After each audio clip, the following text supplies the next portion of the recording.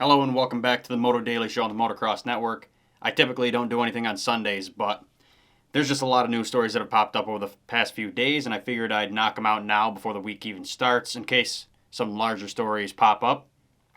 I looked at the reviews. I typically don't read a lot of the comments, but I looked at the reviews of the last one with the camera and the microphone quality and all that, and you guys seem to be super happy on that. So if you guys like it, I'm game to do it.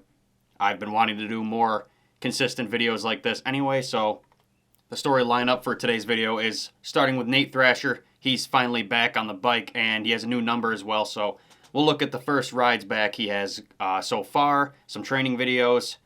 Tim Gajser appeared on a Supercross track, and alongside his teammate Ruben Fernandez and the Jett Lawrence and Hunter Lawrence. They all went to a Honda celebration thing for the year. They were all on the same track, but there's a little talk about Gajser on the Supercross track, so we'll get into that.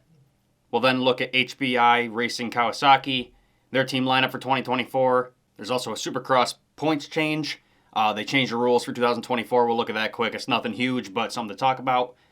And finally, we'll look at Coty Schock, the previous Phoenix Honda rider. He may be moving to ClubMX Yamaha for 2024. So this video is sponsored by MotoSups.co. If you didn't hear in the last video, this is one of our newest sponsors. It's all for the entire 2024 season. So if you guys want to support us directly, we were working very tight-knit with this company throughout 2024. Head to motosups.co. They got a lot of incredible products that can boost your riding and training, but one of my favorites is the German chocolate whey protein powder. It is one of their newer products. They got incredible art on there. It's made with high-quality, grass-fed whey protein powder. So head to motosups.co. Go snag some stuff. In return, you'll be supporting us and supporting a company that works with the sport. Again, use code TMN20. Get 20% off your order. All right, let's get to the video. We're going to start with Nate Thrasher back on the bike. Let's take it back to early 2023. Thrasher was battling for the title against Hunter Lawrence in this year's 250 East Championship. He did pretty well all year, landed on the podium a few times, and even got a win in Arlington Supercross. Overall, he was pretty consistent in Supercross, except for a couple oddball races with bad luck riding over his head. Now, this is already impressive riding from Thrasher throughout the year, but we found out midway through the season that he had been battling with a bum knee the entire year, making his performance even more impressive. After his Arlington win, he went on to get 2 more podiums before being knocked out of contention in Atlanta. At Atlanta Supercross, you may remember Thrasher had kind of a rough day. I don't think his qualifying was that good. He had not very ideal starts as well. He was battling through the pack, and that led to him riding over his head a little bit. And that ultimately bit him pretty good. He crashed through the whoop section, resulting in a dislocated hip, a cracked collarbone, added on to his already torn ACL from earlier in the year. So here's that crash if you don't remember.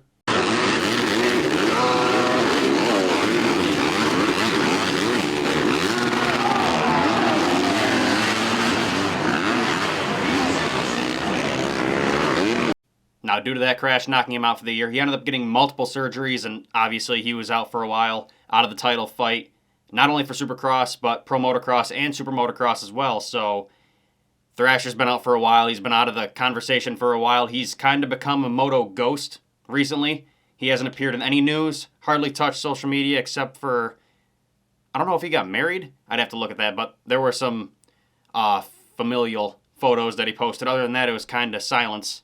Now, about 9 weeks ago, when the 2024 Yamaha 250 was released, Thrasher made his first appearance back in the Moto ether after months of radio silence. Here we are, and now he is finally testing regularly with his freshly debuted 2024 number 57. Here's the first footage of him rocking that new number on the new bike with Star Yamaha at their facility.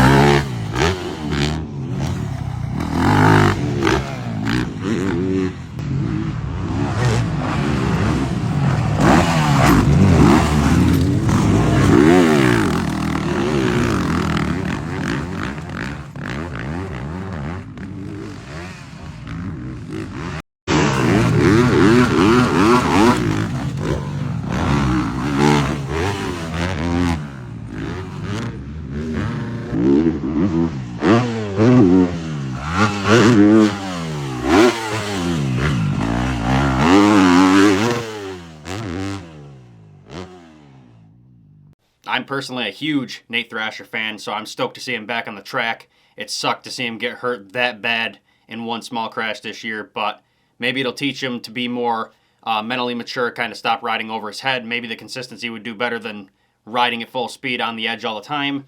I can tell you undoubtedly, no matter what happens, in 2024, he's probably going to be a title contender again, as long as he can keep it on two wheels, like I said. Hopefully he can get that more happy median. Maybe he'll do better this year. Less crashes, hopefully. But what are your guys' thoughts on Nate Thrasher finally being back in the motocross talk? Do you think after so much time off the bike he'll be a little bit rusty in 2024? Or will he just come out swinging? Let me know your guys' thoughts on that. On to the next topic of conversation, and that is Tim Gajser on a Supercross track. Now, over the weekend there was a HRC conference. I think they called it, I don't remember, celebration. Some celebration day they had. So Tim Gajser, Ruben Fernandez, those are both the MXGP Honda guys. And then obviously the Lawrence brothers were there. They all showed up as kind of the motocross group. They were alongside their MotoGP guys, their Formula One guys. There was just one big Honda facility celebration for the year. Now, Gajser and Fernandez alongside the Lawrence brothers were spotted on a Supercross track. Before we get into it, here's the footage of those guys on a semi-Supercross track, if you want to call it that. It is, the jumps are built weird, the layout's weird, but I guess you could consider it a Supercross track. Anyway, here's that quick footage. これぐらいの高さっていう、これぐらいのビッグジャンプが続くのは国内でないそうなので、多分本当に一番迫力のあるモトクロスの動きとかスピードを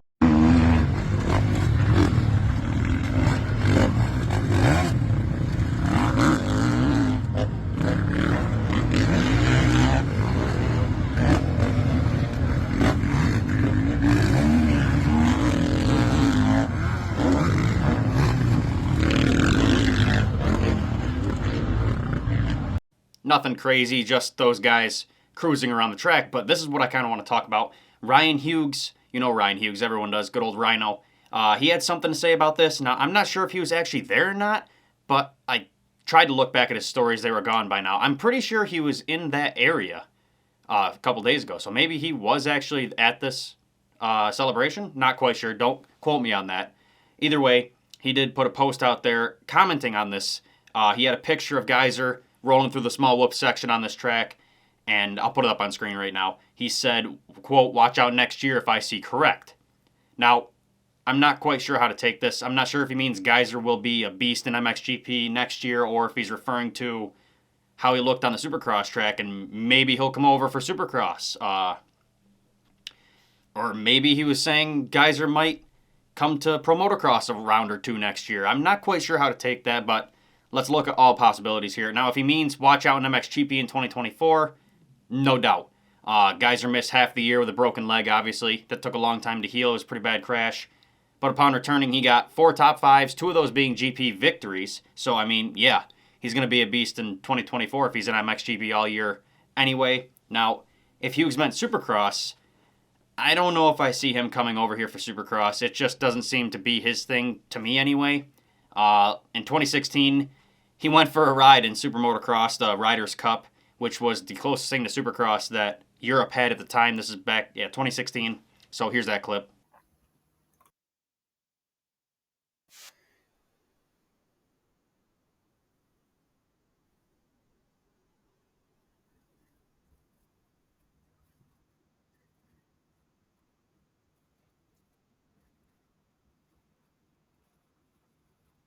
And in 2017, he came over for Monster Energy Cup and had a really big get-off. That's a popular video. Here's that clip as well. Oh,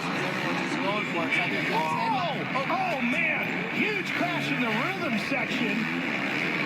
And that's that section. I just felt it. And Tim just hasn't had a lot. Yeah, he hasn't had a lot of confidence through there. He was a little bit tentative jumping the second section, but he made a big mistake.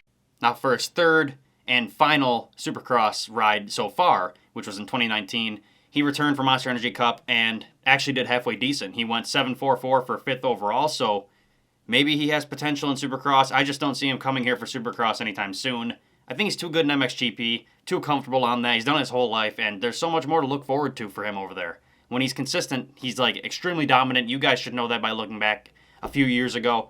Insanely dominant in MXGP, so I think he just wants to stay there. I'm not quite sure what Ryan Hughes is talking about on this, but let's look at the third option that Hughes could have potentially been talking about, and that may be that he could come over for Pro Motocross. Honestly, I could see him doing that before him doing Supercross, because there's a lot of off weekends in MXGP, like Hurlings did in 2000, was that 18, 17? I don't remember. But you guys all remember Hurlings coming over here on an off weekend for MXGP. So maybe that could be something that Gajser would do in the future. I'm not 100% sure, but I don't know what how Ryan Hughes is speaking on here. Another possibility could be that Gajser comes over here, as Hurlings is talking about, after his career is over for Pro Motocross, but I don't see him coming here in 2024, though, because Gajser seems to be on a revenge run for 2024 in MXGP. So I don't know which one of these possibilities Ryan Hughes is speaking on, but in the end, it's pretty cool to see the Lawrences, Fernandez, and Gajser all on a Supercross-esque track together. So what are your guys' thoughts? What is Ryan Hughes talking about here? Is Gajser going to come over for a Supercross round in his thoughts? We're basing it off what he's thinking. So is Ryan Hughes talking about him coming over for Supercross potentially? Is he just talking about how good he's going to do in MXGP? Maybe come over for Pro Motocross? Let me know your guys' thoughts around that. Next up, we're going to look at HBI Racing Kawasaki, their team lineup for 2024. This is one of the newest teams in the pits. They're pretty small, but very family, really close, tight-knit team. They started in 2023 early in Pro Motocross, and they've quickly found success, quickly grew to being one of the top privateer efforts by the end of the year. 2024 is going to be their first full year as a team, and they brought together 5 riders this year, so pretty big team now. It did start off as just Hardy Munoz, and I don't remember who their second guy was at first, but then they added on Time Master Pool in 2023, which made them at the forefront of motocross this year. Anyway, let's look at their lineup for the year. Obviously, they're bringing back Time Master Pool, which is I don't know how to look at it. I think that guy deserves a way better ride, but he is comfortable on the team and proved he can do incredible on that small privateer team, so maybe just stick with what you're used to at this point and do it again. If he does it again this year, maybe he can earn a ride next year if he wants to. But yeah, Time Master Pool is back. Their second rider is going to be Caden Braswell. Braswell had his rookie Pro Motocross season this year. He was riding as a fill-in rider for Shoei Design's Red Bull Gas, if you remember that far back this year. Unfortunately, well, he was supposed to only do 3 rounds, but he ended up doing, I believe, half the season. So that was pretty good for Braswell. Unfortunately, they did end up getting rid of him. He was just a fill-in guy, and HBI picked him up for the rest of the year. When I spoke to him at Budds Creek, he said he was still struggling on the bike, still trying to learn the bike, because it's completely different from that factory gas. But I think this is the best move for him, sticking with HBI. Consistency helps a lot with these guys, so hopefully he can finally, after a whole winter of training, learn this bike, get more comfortable on it, as he was with that Red Bull gas after so long. And maybe we can see him back up to where he was. I believe he got a couple top 10s this summer. I'm trying to look here. Yeah, his best finish was 10th at Southwick. So maybe we can see that or better this summer with him staying consistent on HBI Kawasaki. So I think that was a good move for him. On to their next rider, Hardy Munoz. Most of you know who he is, but if you don't, he is a rider from Chile. He did race 250 East this year. It was an up-and-down year for him for sure. His Supercross year was starting all right. His best finish was 10th at Tampa Supercross. That was one of his 2 top 15 finishes. But overall, he did qualify for a lot of Supercross rounds this year. I think it was 22nd. He did 5. He ended up qualifying for 5, and he finished 22nd in the standings for 250 East. So, I mean, not fantastic, but at least he's qualifying. That's a good start. You should all remember this is a really bad one. I was there for this one. The Budds Creek National. Hardy Munoz had a really, really bad get-off, crashing on the face of the uphill triple, knocking him out and breaking his nose. So that really sucked for him. End of the season prematurely. But he did recover fully from the concussion and the broken nose, and he's back on the bike, riding with the team, training consistently. So hopefully after a full winter, again, the consistency is a big key here. Hopefully after a full winter of him training with this team, learning the bike, getting it all set up for next year, maybe he can do better. Maybe he can be more consistent. That'd be ideal for Hardy. Next up, they have Cole Bradford. I guess he is returning this year. I didn't remember seeing him in the pits. I don't remember when he rode this year for him, but he was a future MX Kawasaki rider for Supercross, and then he was in for Supercross, and then he was in for Pro Motocross. 2024, supposed to be his kind of first real year. He had a rough 2023, but he's a young kid. Got a lot to look forward to. So hopefully, again, the consistency. A lot of these guys are just trying to gain a base to build from. So again, hopefully, Bradford can build off from this and see what comes in the future. The final rider on HBI Kawasaki is a new addition, and I've never even heard of this kid before, so that might be my bad on my part. His name's Aiden Shiv. I don't know how to pronounce that, but he is a new addition to the team. He is another racer competing in his second pro season. He was also a teammate with Bradford. Unfortunately, he failed to qualify for a main event in 2023, and he had some promise. He showed some good rides at a couple national appearances, but in his first career motocross race at High Point, he navigated through the mud and got a consolation race victory, so that was a career high so far for him. He also nearly scored points in the second moto of that race, but unfortunately didn't. But he did prove that he could be a threat to scoring some points being a top 20 rider in outdoors, so maybe this kid could be something really big soon. Team owner of HBI, Matt Bell, said that with the help of his previous team, Shiv was able to become a part of HBI Racing. Matt Bell spoke on Aiden, saying, quote, Aiden was on the Future MX team for 2023. The team decided that they would rather focus on their new training compound in Dade City and get back to their roots, which is supporting amateur riders working up to the pro level. RJ Huss, the team owner of that team, has been very supportive of our program, donating a couple of KX250s in training time for Aiden. So HBI and Future MX Kawi seem to be working together now, Future being their amateur program, sort of, and letting their riders switch to HBI to begin their pro career. So this seems to be a good program, a fresh program, which is cool to see in the sport. It's not often that you get a very front of the line sort of team like this right off the bat. I mean, their 2023 performance was incredible, partly due to Ty Masterpool's incredible performances, but overall, I spoke with them a couple times this year. Budds Creek, I spoke with them the most, I believe. But the team's awesome. They seem very tight-knit. They joke, have fun the entire time, and obviously they take it seriously. But I'm excited for what HBI Kawasaki has in the future. I think it's an incredible team and new addition to the sport. Let me know your guys' thoughts on their rider lineup for 2024 and how you think they're going to perform. All right, on to the points change, rule change news we were talking about. Now, this hasn't been officially written into the rule book yet, I don't think, but Davey Coombs did write this in the Racerhead 48. That's his kind of whatever you want to, I don't know what you want to call it, journal that he writes on RacerX often, just giving an insider update on the sport. He talked about the point structure change. Now, back in 2017, Monster Energy AMA Supercross was a 25-point payout system. That's what first place earned you in a main event, which is consistent with Pro Motocross. So, in 2018, they ended up changing that to 26 points.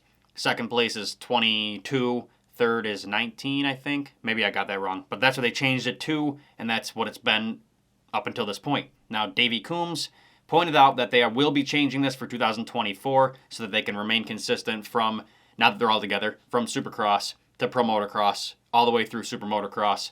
So it will go back to a 25-point payout system.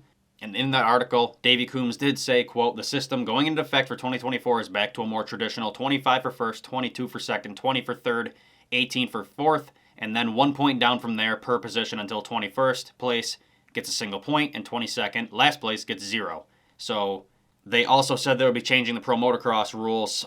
He said the AMA Pro Motocross Championship is also moving to this system, which means one more rider, 21st place, will get a point, as only 1 to 20th has received championship points through this year. The hope is that the alignment will make things easier for everyone to remember the season unfolds. So they're trying to make this effort, continue this effort that happened or began this year, the unity between Monster Energy Supercross, Lucas Oil Pro Motocross, and Super Motocross, all into one sort of flow from each event to the other collective championship. So honestly, I think this is incredible for them. I didn't really like the 26-point thing anyway. It just seemed off because Pro Motocross has been that way for a while now, and they used to be in that system that they're moving back to, so it just seemed off the past few years. But either way, I think it's better for the sport to keep it consistent at this point since they're all moving together. Let me know your guys' thoughts on this, if it's better to change the points or they should have just left it how it was. The final story of the day isn't yet confirmed, but it is believed that Coty Schock will be moving to ClubMX Yamaha. Schock had a rough year on Phoenix Honda, running roughly 10th to 20th every single race. Now, he did have a few crashes throughout the year as well that were pretty rough. In Super Motocross, or he didn't race Pro Motocross, but he did race Super Motocross, and he unfortunately didn't qualify for round 1 due to I think it was a first turn crash in last chance qualifier, so he didn't make it round 1. Round 2 and round 3, he finished top 20th. I think it was 20th and 18th place, so just halfway decent. Not great for Coty Schock. That's not the performance we know him for back in 2020, how incredible he was. Overall, a rough year for him, in my opinion. He can do way better than that. So, 2 weeks ago, Coty Schock announced that him and Phoenix Honda officially would be separating. He said this in a post saying, quote, "Thank you for everything, Phoenix Honda Racing. Made some really good memories I'll cherish forever. Next chapter is unknown, but we will line up next year, that's for sure. All I can say is it's the best I felt on a bike. Health is 100%, and I'm hungry." He then followed up that post a couple days later, saying, quote, "Clip from last week." This is the video he showed on it. "Crazy how fast it can be ripped away. Just thankful to have a strong group of people behind me to keep me going. We will be back." With that being said, he's inferring that Phoenix Honda dropped him, so they didn't run out of contract. He didn't choose to leave. Phoenix Honda got rid of him. So this is the same sort of scenario that Jason Lawrence went through by the sounds of it. Just show up one day and all of a sudden, yeah, we're cutting ties, it's over. So that seems pretty insane to me.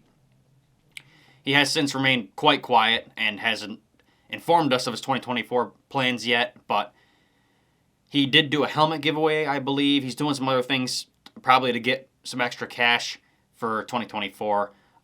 Zach Newberry of Imperative MX claimed yesterday in a post that he had some insider info and that Coty Schock will be signing with ClubMX. Now, obviously, we have no proof of this yet, but if it's true, I think it'd be a fantastic home for him. Schock needs some consistency and something he can just hop on and go. And by the sounds of it, ClubMX is kind of that team right now. So hopefully that'll be good for him. If it's true, plan on hearing an announcement anytime because it's getting late in the season for announcements. If it's happening, it's going to happen soon. I did read, I don't remember who wrote it, but somebody commented on that thread saying that he's probably going, if he is doing it, he's probably going to have to pay ClubMX. So I'm not sure if they have that part of their program. I probably should have asked about that when I was talking to their team manager at Ironman, but obviously I didn't realize that'd be important info in the future. But if they do have a program where you can pay to have assistance through the team, that'd be incredible for him. Either way, if it's true, I'm pumped for that. Coty Schock needs a fresh start, in my opinion. He went from being front news, top privateer back on Chaparral, FXR Honda, I think it was called, and then switching to Phoenix Honda, kind of falling off the sport, dealing with the surgeries and all that, to here he is now without a ride. So hopefully this is true and he can kind of get a fresh start in his career. Let me know what you guys think about that. If it's true or not, let me know all that in the comments. That's all the news I have for this video. If you guys like my content, subscribe and like this video. If you're on audio, give us a follow and a rating. That helps us a lot. If you want to support my work directly, head to the website down below. Go snag a magazine. All of them are on sale except the latest issue. You can buy a magazine pass for next year as well to get all of them for one purchase. So go to themxnetwork.com and go grab those. You can also support us by heading to motosubs.co. We're very tight-knit with this company. We're getting closer and closer. They like that we're working together now, so go buy some riding and training supplements. Head to motosubs.co and use code TMN20 to get everything 20% off on your first order. That's a big deal, so go help them out. In return, you're helping us out. Thank you guys for doing all that. All that's in the description. Anyway, thank you guys for watching, and let me know what you think about all these stories, and I will see you guys in the next video.